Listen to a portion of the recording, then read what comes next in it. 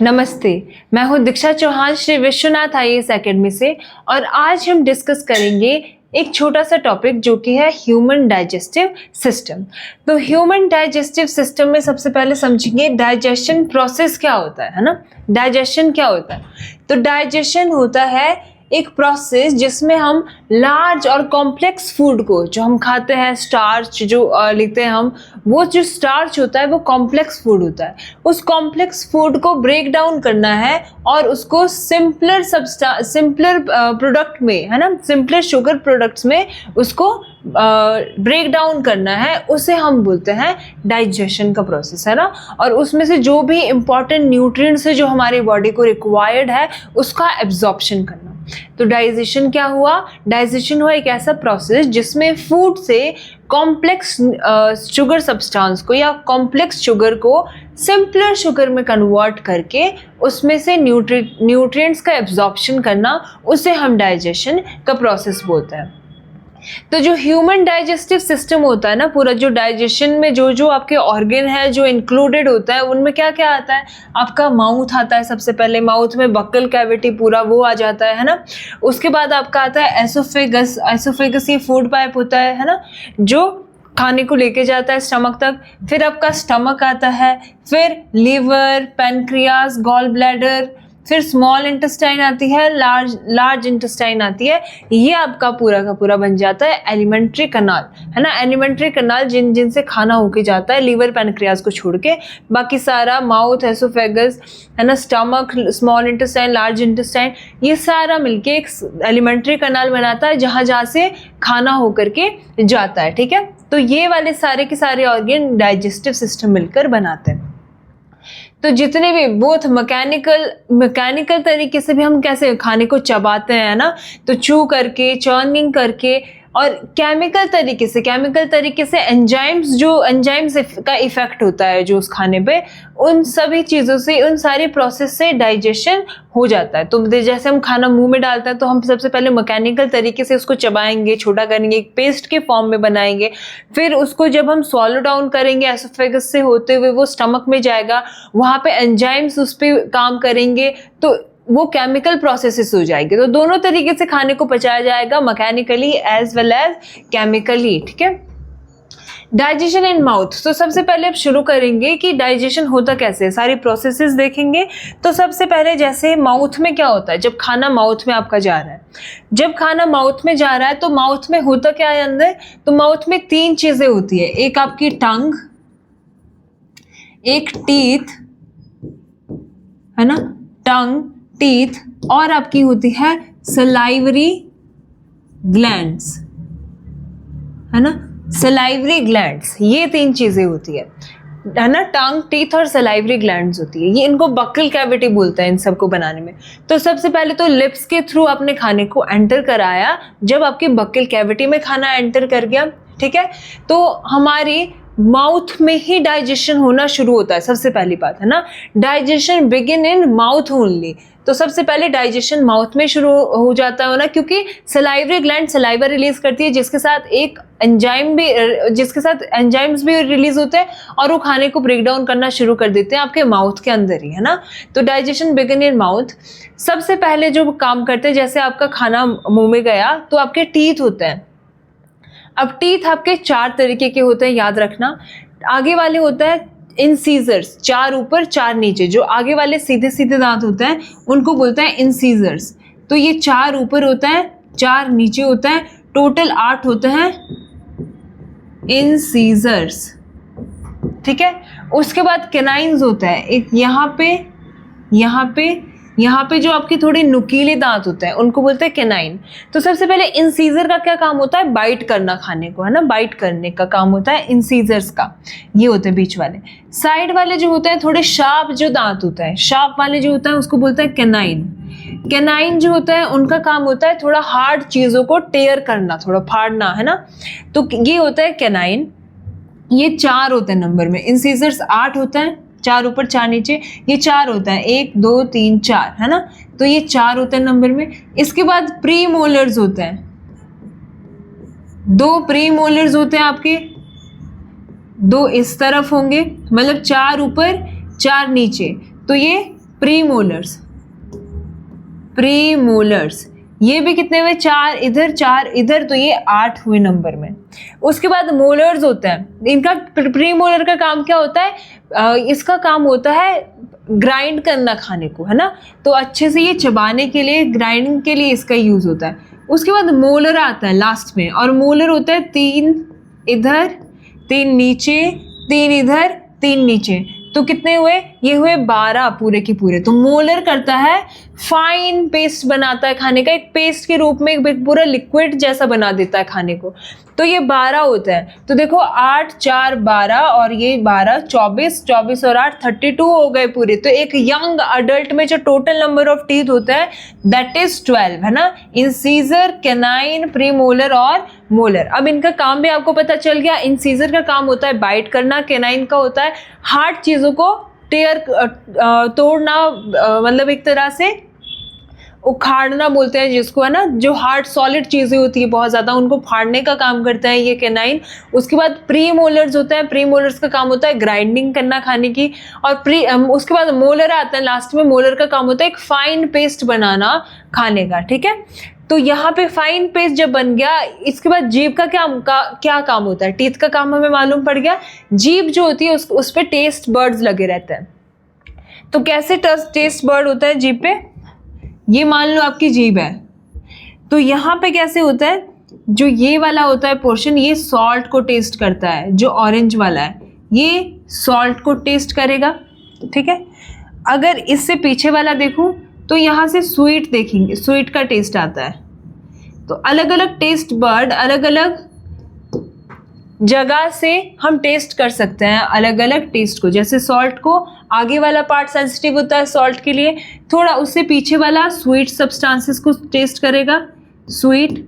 यहाँ साइड वाला, जो साइड वाला होता है ये सार, मतलब खट्टी चीज़ों को टेस्ट करेगा। और मुंह के जो बिल्कुल बैक में होता है, बैक में यहाँ पे ये बिटर, यहाँ से कड़वी चीज़ों का टेस्ट आएगा, बिटर। तो ये अलग अलग जगह पे अलग अलग गस्टेटरी ग्लैंड्स होती है, गस्टेटरी रिसेप्टर्स होते हैं जिनमें टेस्ट बर्ड लगे होते हैं। वो टेस्ट बर्ड भी अलग अलग टेस्ट को अलग अलग जगह पे परसीव करता है। सबसे आगे वाला सॉल्ट के लिए सेंसिटिव होता है, उससे पीछे स्वीट के लिए, इधर उधर सार के लिए, और बैक ऑफ द जो टंग होता है वो बिटर को टेस्ट करेगा। तो एक तो ये टेस्ट का काम करती है जीभ, फिर ये हमारे जो खाने को अच्छे से सलाइवा में मिक्स करती है ताकि वो कैसा हो जाए, थोड़ा लिक्विडी हो जाए और हम उसको स्वॉलो अच्छे से कर पाएं, ठीक है। तो एक इसका वो काम भी है खाने को सलाइवा के साथ मिक्स करने का, ठीक है। और फिर इसका क्या काम है, जो दांत में खाना इधर उधर लगा होता है उसको भी ये निकालने का काम करती है जीभ, है ना। तो टंग का काम पता चल गया, टीथ का काम पता चल गया, सलाइवरी ग्लैंड्स। अब सलाइवरी, आपके बैक ऑफ द माउथ में सलाइवरी ग्लैंड्स लगी होती है। ये सलाइवरी ग्लैंड जो होती है इनका क्या काम होता है, ये रिलीज करती है सलाइवा, और उस सलाइवा के साथ निकलता है सलाइवरी एमाइलस। और वो सलाइवरी एमाइलस क्या होता है, सलाइवरी एमाइलस होता है एक एंजाइम जो क्या करता है, जो कॉम्प्लेक्स शुगर को सिंपलर शुगर में ब्रेक डाउन करता है। कॉम्प्लेक्स शुगर को सिंपलर शुगर में ब्रेक डाउन करता है। मतलब कॉम्प्लेक्स शुगर क्या होगा, आपका जो स्टार्च होगा जो हम खाएंगे, है ना, जो भी चीज़ है वो स्टार्च उसमें होता है, उसको सिंपलर शुगर मतलब मेल्टोस में कन्वर्ट करता है ना, स्टार्च को मेल्टोस में या ग्लूकोज में कन्वर्ट करेगा सलाइवरी एमाइलस, याद रखना है। तो सलाइवरी एमाइलस जो हमारे सलाइवा के साथ एंजाइम निकलता है उसका काम होता है कॉम्प्लेक्स शुगर को सिंपलर शुगर में कन्वर्ट करना, है ना। तो ये वाली चीजें होती है आपके माउथ में, बक्कल कैविटी में इतनी चीजें हो गई, ठीक है। टीथ ने अपना काम किया, जीभ ने अपना काम किया, और सलाइवरी एमाइलस ने अपना काम कर लिया वहां पे। फिर एसोफेगस आता है। एसोफेगस होती है जो आपकी फूड पाइप होती है यहाँ से नीचे, वो एसोफेगस क्या करेगा, खाने को वो स्टमक तक लेके जाएगा, स्टमक से जुड़ी होती है वो, स्टमक तक लेके जाएगा वो खाने को। और वो किस मूवमेंट से, एक पेरिस्टाल्टिक मूवमेंट होता है, एक रिदमिक मूवमेंट होगा जिसमें कॉन्ट्रैक्शन और रिलैक्सेशन, कॉन्ट्रैक्शन रिलैक्सेशन से वो खाने को लेके जाएगा आपके स्टमक तक, ठीक है। तो ये होता है एक वेव लाइक मस्कुलर मूवमेंट होता है जिसको बोलते हैं पेरिस्टाल्टिक मूवमेंट। उसके बाद खाना आपका पहुंच गया स्टमक में, है ना, एसोफेगस के थ्रू खाना स्टमक में पहुंच गया। अब देखेंगे स्टमक में क्या होता है, यहाँ से एसोफेगस आया और ये स्टमक तक खाने को लेके आया, ये रहा स्टमक यहाँ पे, ठीक है, ये वाला पोर्शन। तो ये स्टमक क्या करेगा, स्टमक में कुछ गैस्ट्रिक जूसेस निकलते हैं, है ना। कौन से गैस्ट्रिक जूसेस, 3 चीजें यहाँ पे निकलती है, ध्यान रखना, यहाँ पे भी 3 चीजें काम करेगी, म्यूकस और पेप्सिन और यहाँ पे आएगा HCl, ठीक है, म्यूकस, HCl और पेप्सिन, ये गैस्ट्रिक जूसेस यहाँ पे निकलेंगे। जो म्यूकस HCl होगा, सबसे पहले HCl का काम देखो, हमारे पेट में आपको मालूम है हाइड्रोक्लोरिक एसिड निकलता है हमारे आमाशय में, उसका क्या काम होता है, जो फूड के साथ एंजाइम्स आए, जर्म्स आए होते हैं ना, खाने के साथ जर्म्स आए, बैक्टीरिया आए, उसको किल करता है सबसे पहले तो, है ना। तो HCl का काम होता है जो to kill the germs which came along with food, जो खाने के साथ आए हुए हैं उनको मारता है। दूसरा क्या काम होता है इसका, it provide acidic medium, acidic medium हमारे पेट में ये बना देता है। HCl एसिड है ना, एक स्ट्रॉन्ग एसिड है, तो एक एसिडिक मीडियम ये हमारे पेट में बना देता है, जिससे पेप्सिन जैसे एंजाइम एक्टिवेट शुरू हो जाता है, काम करना शुरू कर देता है। तो पेप्सिन वहाँ पे काम करना शुरू कर देगा, वो भी HCl की वजह से, क्योंकि वो एसिडिक मीडियम प्रोवाइड करेगा, ठीक है। तो किल हार्मफुल माइक्रोब्स और क्रिएट एसिडिक मीडियम, HCl का काम है। अब HCl भी तो कितना स्ट्रॉन्ग एसिड है, उस एसिड, अगर वो एसिड हमारे पेट में निकलेगा तो हमारे जो अंदर की लाइनिंग है पेट की वो तो जल जाएगी, उस वजह से, है ना, जल जाएगी वो, क्योंकि एसिड का नेचर होता है कोरोजन का, वो कोरोड करेगी और जला देगी। पर नहीं, क्या क्यों नहीं जलेगी, क्यों नहीं जलती, क्योंकि म्यूकस रिलीज करता है हमारा पेट। पहले म्यूकस का क्या काम होता है, म्यूकस की एक लाइनिंग जैसी वो लगा देता है सारे आसपास, ताकि जब मैं HCl रिलीज करूं तो वो जले ना, है ना। तो म्यूकस का क्या काम होता है, ये प्रिवेंट करता है, protect the stomach wall from acid, acid से ये स्टमक वॉल को बचाता है, ये म्यूकस का काम होता है। फिर पेप्सिन एंजाइम, जो पेप्सिन एंजाइम रिलीज हुआ है यहाँ पे, जो HCl में एक्टिवेट हो जाता है, HCl के होने से ये क्या करता है, बिगिन करता है डाइजेशन ऑफ प्रोटीन, मतलब ये क्या करता है, प्रोटीन को ये एमिनो एसिड्स में कन्वर्ट करता है, प्रोटीन्स को एमिनो एसिड में कन्वर्ट करता है HCl आपका, ठीक है। तो यहाँ पे क्या हो जाता है, फूड जो आपका सेमिड लिक्विड यहाँ पे हो जाता है, डाइजेशन लगभग थोड़ा बहुत यहाँ पे शुरू हो पेट में आपका हो जाता है, थोड़ा बहुत प्रोटीन आप पचा लेते हैं और शुगर को थोड़ा और सिंपलर कर देते हैं और सेमी लिक्विड बन जाता है, जिसको हम बोलते हैं चाय, ठीक है। तो ये आपका पेट में काम होता है इतना। अब पेट के बाद खाना कहाँ जाएगा, खाने में क्या होगा, स्मॉल इंटेस्टाइन में जाएगा, और स्मॉल इंटेस्टाइन में भी क्या है, लीवर, गॉल ब्लैडर और पैनक्रियाज आपके डायरेक्टली नहीं काम करते हैं ना, डायरेक्टली खाना उनके अंदर नहीं जाता, लीवर में नहीं जाएगा, गॉल ब्लैडर में नहीं जाएगा, पैनक्रियाज में नहीं जाएगा, पर ये इनडायरेक्टली पार्टिसिपेट करता है डाइजेशन की प्रोसेस में, है ना। किस तरह से, आपका लिवर क्या है, सबसे पहले लिवर हमारी बॉडी की सबसे बड़ी ग्लैंड है, याद रखना, सबसे बड़ी ग्लैंड है हम एक ह्यूमन बॉडी की, लिवर, ये होता है आपका लिवर, बिल्कुल स्टमक के ऊपर, ये स्टमक है और ये वाला इतना बड़ा जो है ये लीवर होता है। तो लीवर आपका दिखाया है यहाँ पे। लीवर का क्या काम होता है, लीवर आपका लार्जेस्ट ग्लैंड होता है ह्यूमन बॉडी का, और ये bile juice, greenish yellow colour का फ्लूइड होता है, ये आपका निकालता है लीवर, और वो स्टोर कहाँ पे होता है, जो बाइल जूस निकलता है, बाइल जूस बनाता है ये, और ये यूरिक एसिड भी बनाता है, यूरिक एसिड जो आपके यूरिन के साथ बाहर निकलता है वो भी यही बनाता है, यूरिक एसिड और बाइल जूस।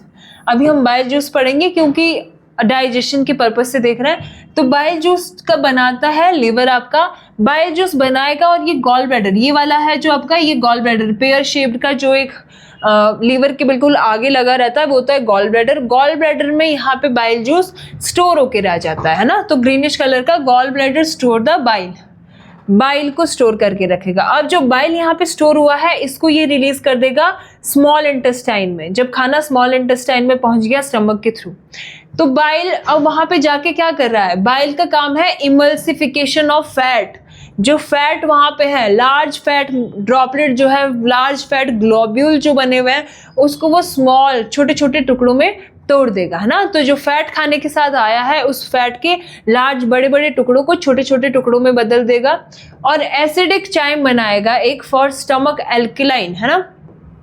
स्टमक को वो स्टमक का जो एसिडिक चाइम आया था ना उसको ये एल्कलाइन बना देगा, वहां पे बेसिक बना देगा नेचर, है ना, जो एसिडिक आया था स्टमक से। अब हमें एल्कलाइन क्यों चाहिए? क्योंकि कुछ ऐसे एंजाइम है जो एल्कलाइन मीडियम में एक्टिवेट होते हैं। कौन से? जो एंजाइम यहाँ पे एक्ट करेंगे, अभी बताते हैं, आगे डिस्कस करते हैं कौन से एंजाइम आएंगे, वो एल्कलाइन मीडियम में एक्टिवेट करेंगे। तो ये एल्कलाइन होता है नेचर में, तो ये स्मॉल इंटेस्टाइन में एल्कलाइन मीडियम बना देंगे, है ना। तो bile does not contain enzyme, bile के अंदर कोई एंजाइम नहीं होता है, वो आगे रिलीज करेगा। कौन? पैनक्रियाज, है ना।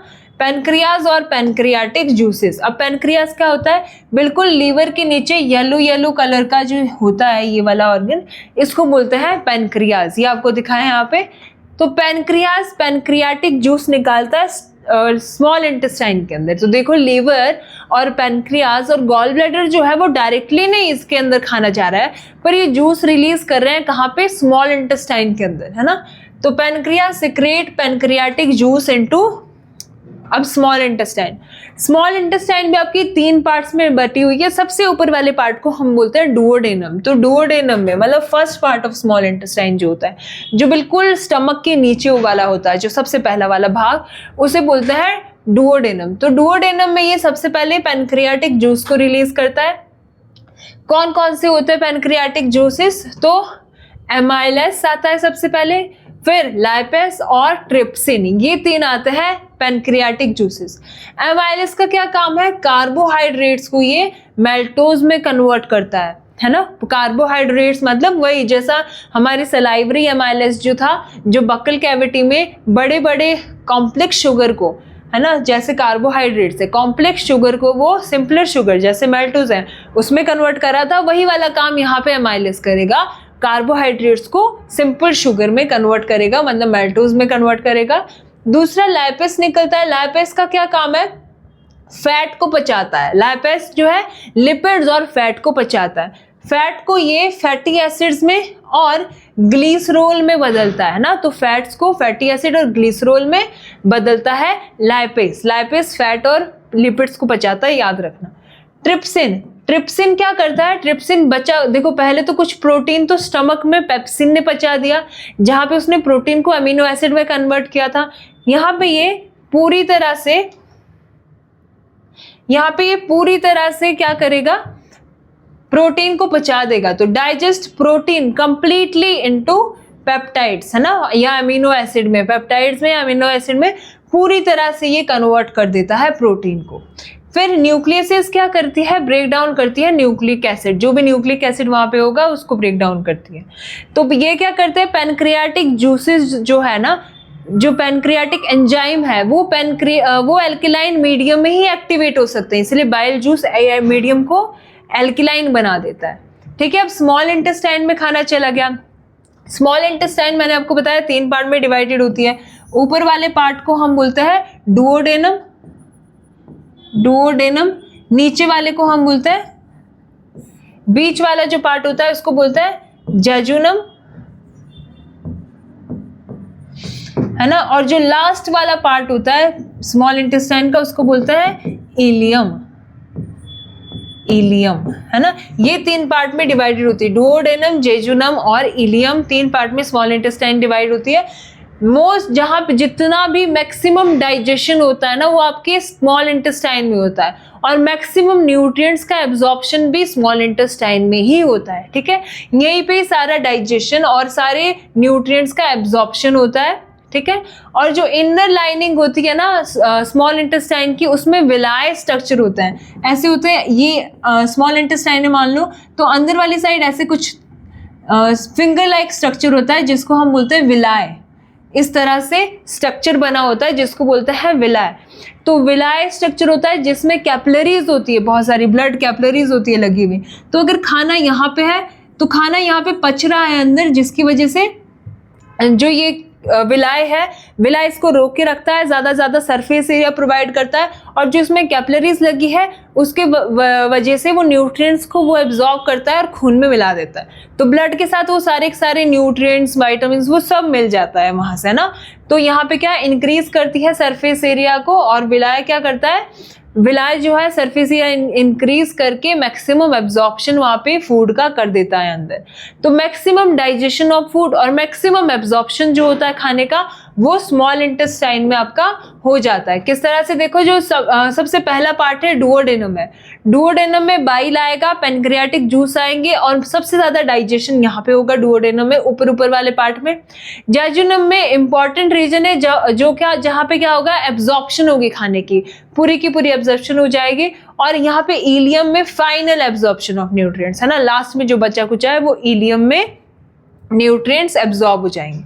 अब खाना आपका चला गया यहाँ से लार्ज इंटेस्टाइन में, है ना, स्मॉल इंटेस्टाइन के बाद खाना लार्ज इंटेस्टाइन में एंटर कर गया यहाँ से, है ना। तो लार्ज इंटेस्टाइन क्या करेगा, अब जितना भी अनडाइजेस्टेड फूड बचा है, जिसका डाइजेशन तो अब इससे ज्यादा नहीं हो सकता, न्यूट्रिएंट्स का भी मैक्सिमम एब्जॉर्प्शन हो गया, अनडाइजेस्टेड फूड जो सारा बचा है वो लार्ज इंटेस्टाइन में चला जाएगा, लार्ज इंटेस्टाइन में चला जाएगा, फूड एंटर कर जाएगा लार्ज इंटेस्टाइन में। इसके मेन फंक्शन क्या हो गए, यहाँ पे खाने का पूरा न्यूट्रिएंट्स वगैरह तो आपने ले लिए, एब्जॉर्ब कर लिए, अब क्या होगा, वाटर जो बचे हुआ है, कुछ सॉल्ट जो बचा हुआ है, उसका एब्जॉर्प्शन लार्ज इंटेस्टाइन में हो जाएगा, है ना, बच्चे कुछ वाटर और सॉल्ट का एब्जॉर्प्शन, ठीक है। अब क्या होगा, जो भी यहाँ से फिशेज जो आपके बचा कुचा खाना है, वो जो भी अनडाइजेस्टेड है वो यहाँ पे स्टोर हो जाएगा, और एनस के थ्रू आप क्या करोगे, पास कर दोगे उसको, अनडाइजेस्टेड फूड को हमारी बॉडी से बाहर निकाल लेते हो। अच्छा, एक अपेंडिक्स होता है जो यहाँ पे लार्ज इंटेस्टाइन के साथ लगा रहता है, बिल्कुल फिंगर जैसा स्ट्रक्चर होता है ना, फिंगर लाइक स्ट्रक्चर होता है, उसको बोलते हैं हम अपेंडिक्स। ये लार्ज इंटेस्टाइन के सबसे लास्ट पार्ट में लगा रहता है आपके पास, ठीक है। तो बस यही था आज के लेक्चर में। अब इससे रिलेटेड जितने भी क्वेश्चन आपके कॉम्पिटिटिव एग्जाम में पूछे गए हैं वो हम अगले लेक्चर में डिस्कस करेंगे। तब तक के लिए थैंक यू, जय हिंद।